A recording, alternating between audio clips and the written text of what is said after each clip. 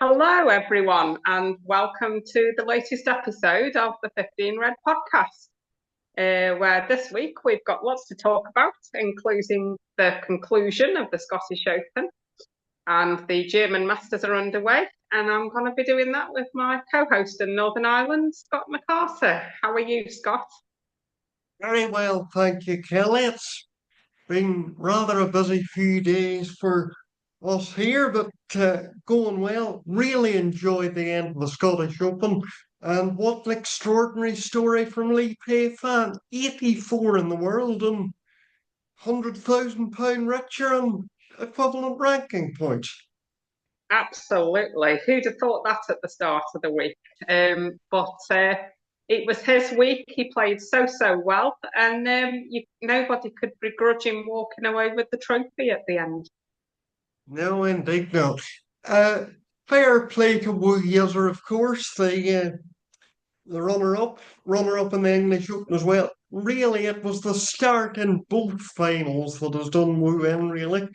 Uh, I didn't see any of the final on Sunday, but from what I can gather, it wasn't the highest standard, but Lee Peifan was better at picking up the pieces, really.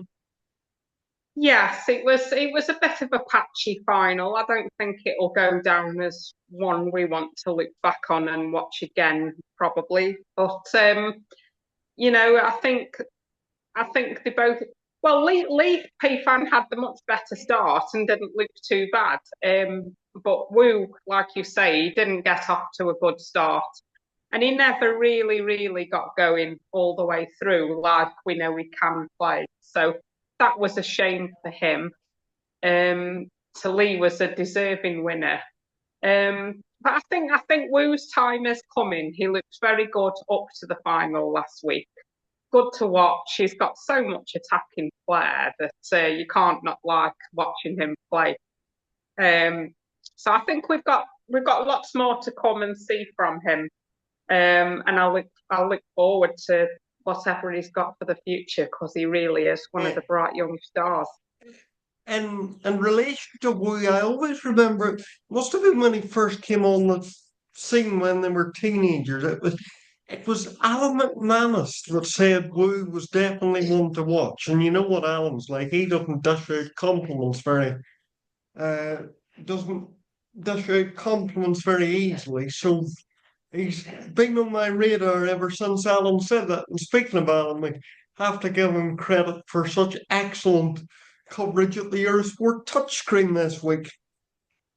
Yes, I think he does a good job, doesn't he? Especially at the start of the week when he's on his own. So he's doing the touch screen, he does the interviews.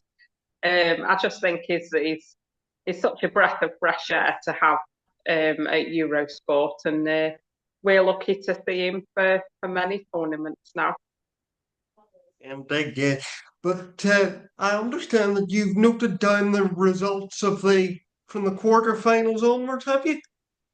Yes, lots to digest from the last few days. I thought the very first quarter final, Wu actually beat Chris Wakeling 5-4, and I thought that was a fantastic game of snooker. Both played pretty well. Um, good attacking play. I really enjoyed that. That was possibly the best quarter final, really. Wu just getting through on a decider 5-4.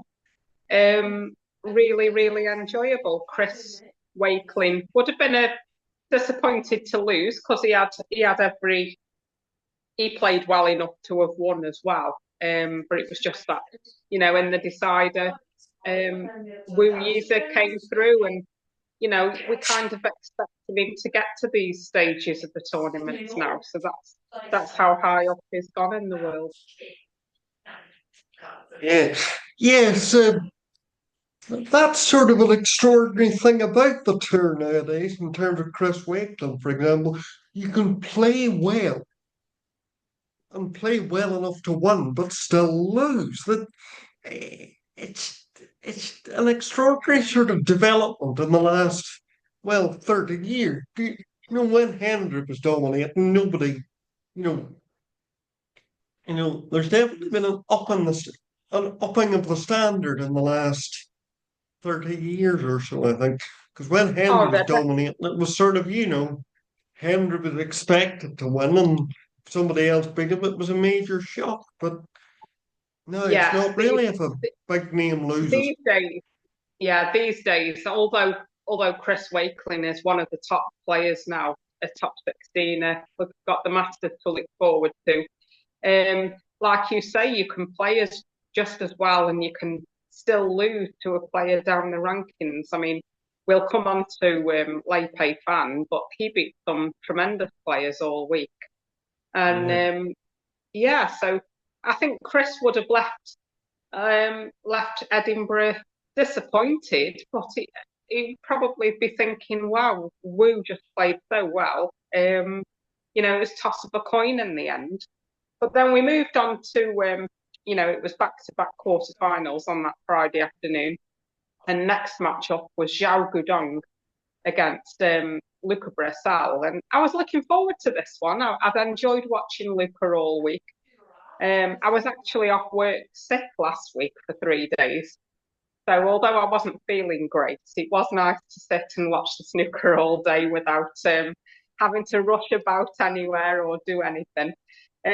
So I was looking forward to seeing Luca in the quarterfinals. I kind of half hoped he might go on and win the tournament, but he just, although he showed signs during the week that he was on his way back, he just didn't perform in that quarterfinal. Zhao Gudong won comfortably 5-1. And I think if the match had gone on much longer, it could have been, 7 or 8 frames to one. Um, so yeah, that was a shame for Luca, but I do think he showed positive signs on his way back, and I think there's more to come from him in the new year. I think he'll want to do well at the Masters, and hopefully he'll be pouring a bit of practice in over the new year. And yeah, I think there's good things to come. I don't think there was ever truly a great worry about the tour survival. I think we all felt he would do enough before the end of the season. But he seems to have put that to bed now, if he was ever worried at all. But Zhao Gudong again was the better player of the two, and he moved into the semis again to play Wu Yize. So another a good week for the Chinese. Yes. It, I don't know whether you've heard Dave's latest musings, but Dave Henton, that is. But Dave was saying, we've been talking about this Chinese breakthrough for about 20 years, because it'll be 20 years next year since Ding won the China Open, beating Hendry in the final, of course. And, we sort of talked about a Chinese breakthrough, and it happened. But this season, it has sort of happened, because I think I saw one stat. I think Xia Wing's made three quarterfinal or better, and then Williams has obviously had two finals, and now Lei Peifan's won the Scottish as well. So Absolutely, and throw in Zhao Gudong, who has been around longer than the youngsters. Obviously, he's broke through winning his first one, runner-up in the Champion of Champions, and a couple of other semi-finals now, and they're really coming. But like Dave said on his podcast, the Chinese really do put the money into these academies, and they really, really want their players to do well, and they're bearing the fruits of that labour now. So from their point of from their point of view, it's really, really good to see, and I think they'll be a force for many years to come, because they've got a number of young players now who are young enough to be doing well for the next 10, 15 years or more. yeah, yeah. Shall we move on to Mark Allen then? Well, yes, into the evening quarterfinals, Mark Allen beat Noppon Sangam 5-2. And Mark was looking really good in that match. I enjoyed the game. He won 5-2, and I just thought at that point, Mark's set for the title here. He was looking good. He was playing quickly, which is speeded up again his normal game, and I think he's so much better for it. Yeah.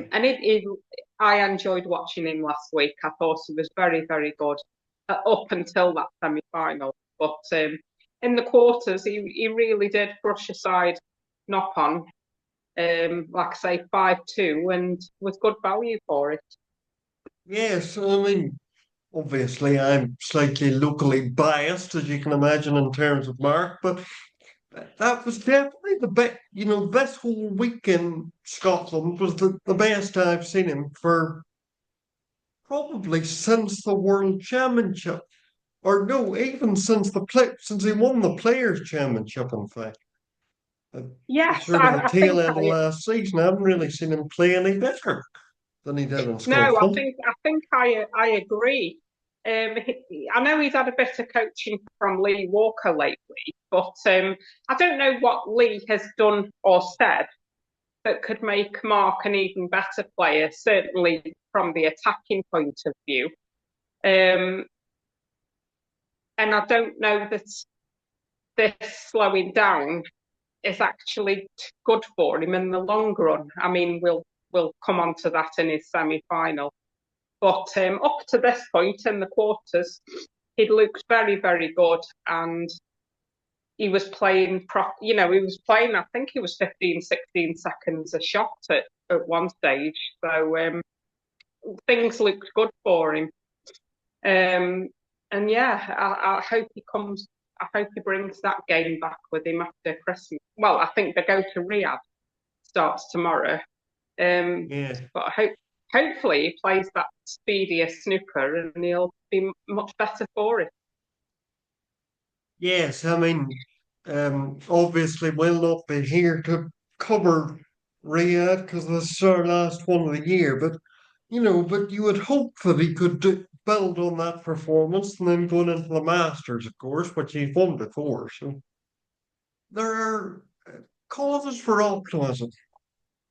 Oh, I think so, definitely. He's shown what he's still got in the tank, and I think apart from the wobble in the semi-final to get over the line, he only had positive signs last week. So I don't think although it's a slight concern how he lost in the end, I don't think there's any worries about his game, really. I think he looks in good nick myself. But Yes, and then we'll move on to the last one. yeah, You, so in the table two match on Friday evening, Lei Peifan beat Tom Ford 5-4. Tom had been on a winning run in recent times with the shootouts, and they'd come through playing pretty well up to that yeah. point to reach the quarters in Edinburgh. But it was the young Chinese Lei Peifan who got the better of him 5-4 to and it was his first world ranking quarter final as well. So every credit to him to move not only from his first quarter but into his first semi final. Yes, I mean, we'll get to the final in a moment, of course, but you know, the extraordinary thing was he'd never been beyond the last 16. No, a few years back, I rated him very highly. Him and CJ Wee, I felt were of the same level. I rated them both very highly, and I thought, those two are the future. Before we even knew about Wu Yeezer and other various ones now. But C broke through at the Crucible, as we know, and Lay just took a little longer. I was surprised when he fell off the tour because I just thought he was too good to not be a part of the tour. But he's back now and he's found his feet in some style. Yes, I mean, and it'll have been disappointing for Tom, of course, because whatever reservations I may have about the shootout as a format, it was good for him to finally win some. Tom Ford's been about for basically 15 years. I think the first time I remember seeing him was the old round robin in the Grand Prix in 2007, you remember? Um, and I think, it's so good for Tom to win something. So it would have been disappointing. But again, he'll reflect on a good week, I think, in Scotland, Tom. I think so, because I mean, take the shootout out of it. He'd barely won a match in normal ranking events this season. So even if he hadn't have had the shootout, he won a good few matches. Won a good few matches in Edinburgh to reach a quarter final. Narrowly lost. Maybe he would have it's if you lose a decider, you always think, oh, well, I nearly had that one.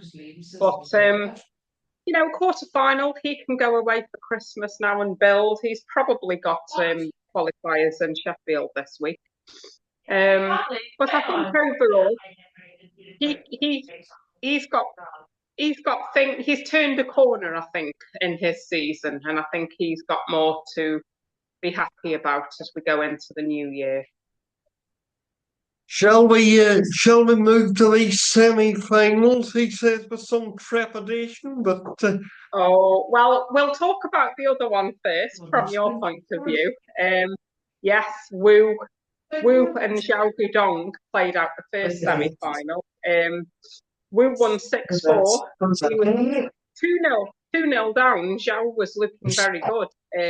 And I thought, oh, actually, sorry. Yeah, Zhao went 2-0 off, looked pretty good. And Wu he's a bit, maybe he's a bit of a slow starter, is Wu. Needs time to get into it.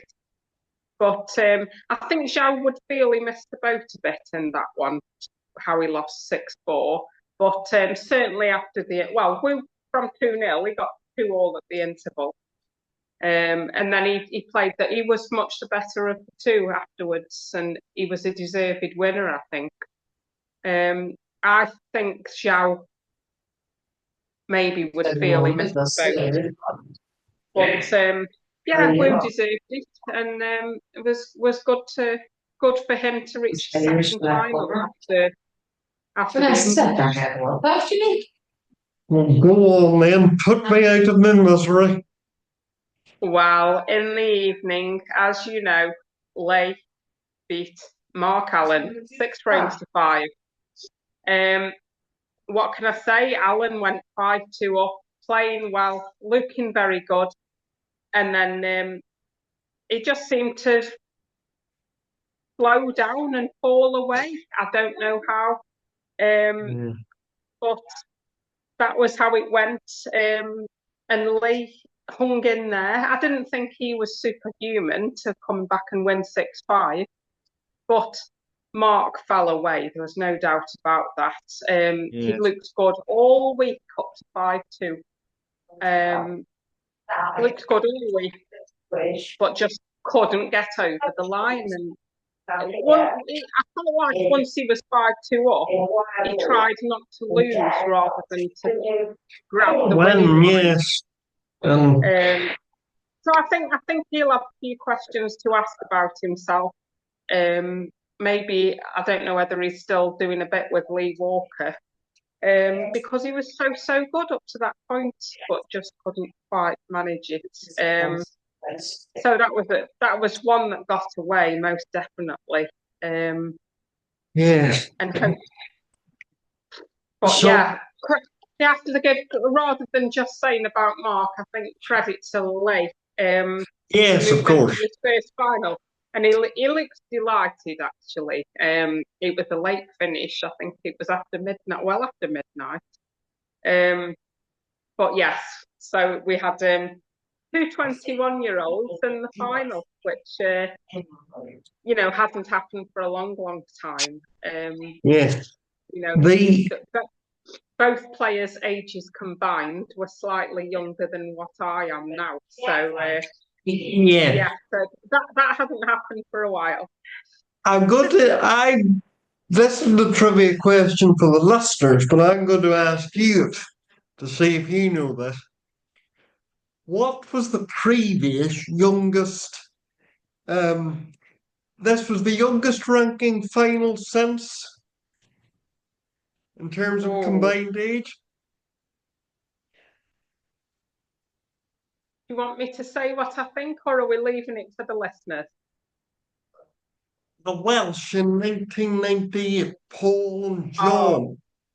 well, yes, I think I did know that. I wasn't sure if you were leaving it for the listeners, but yeah, two 21-year-olds. I mean, it's amazing for anyone that young to do it at all these days, because the average age of finalists and being at your best is much older than it ever used to be. So yeah, for both of them to get through, well done. And we've had, CJOE in a final two this season at 21. So the future's very bright for the young Chinese players. No, it's foolish, of course, to try and pretend that you know there's anything certain in snooker. We know from this week there is nothing certain, but definitely these two are. Well, we know that Wu was one to watch because he made the English Open final, but certainly, you know, Lei Peifan has established himself, and well, let's hope that he at least qualifies for Germany so that it's not a sort of, flash in the pan. I'm sure it won't be, but we'd like to carry the form on, I suppose. But 5-3 after the first session, am I right? Um, for the final, yes, actually, Lee led 4-0. Wu didn't get going at all. Like, he seems to be a slow starter. But yeah, Lee led 4-0, and Wu did very well to only be 5-3 down after the first session.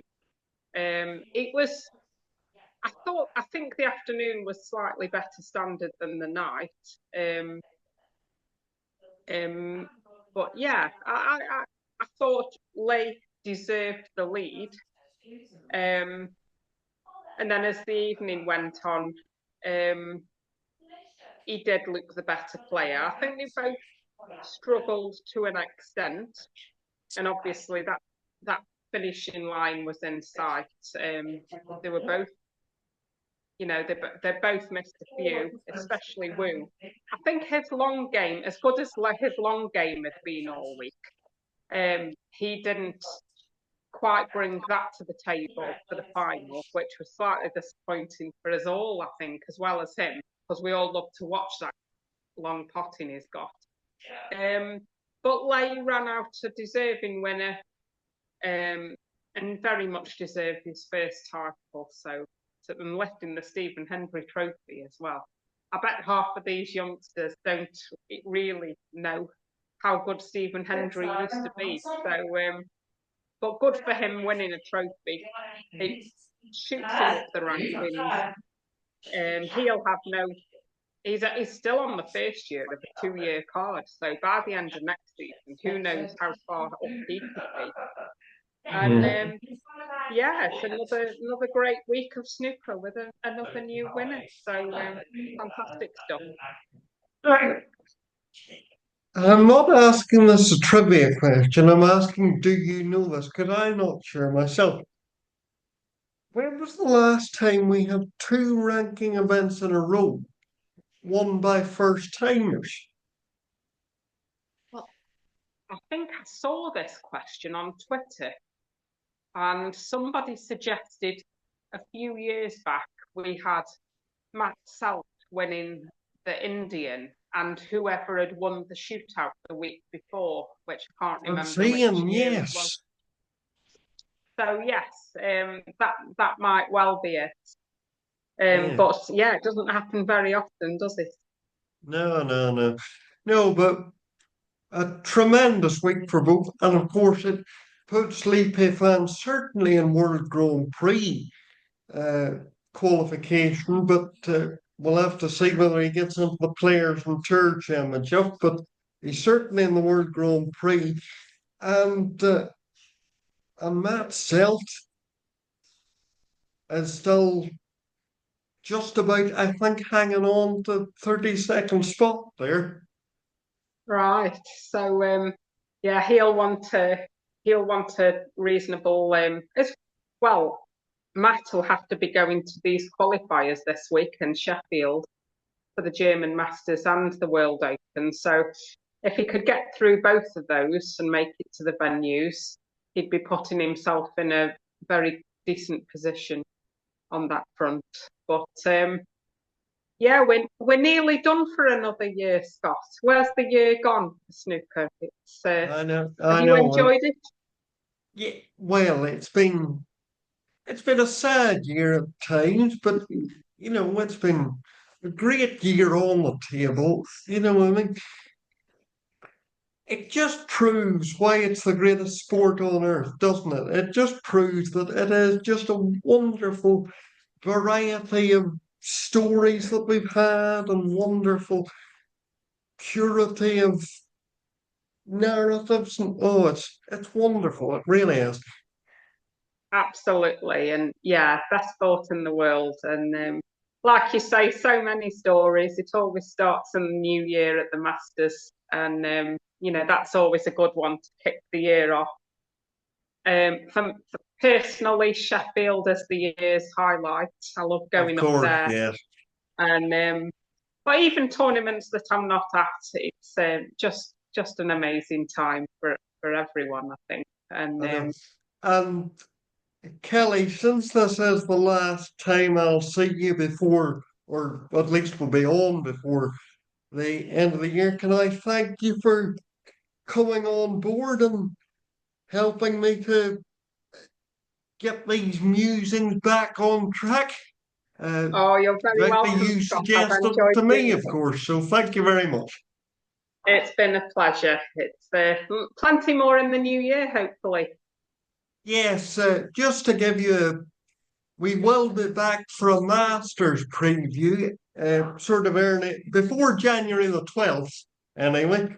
And then we'll be back for the Masters, back for Masters preview, and then we'll keep you up to date with how we go then. Just to say congratulations to Ken, of course, for his wonderful performances in the German qualifiers so far. Unfortunately, he did beat Jordan Brown today, but I'll Yeah, give it because it's Ken, so I'll let Ken away with it.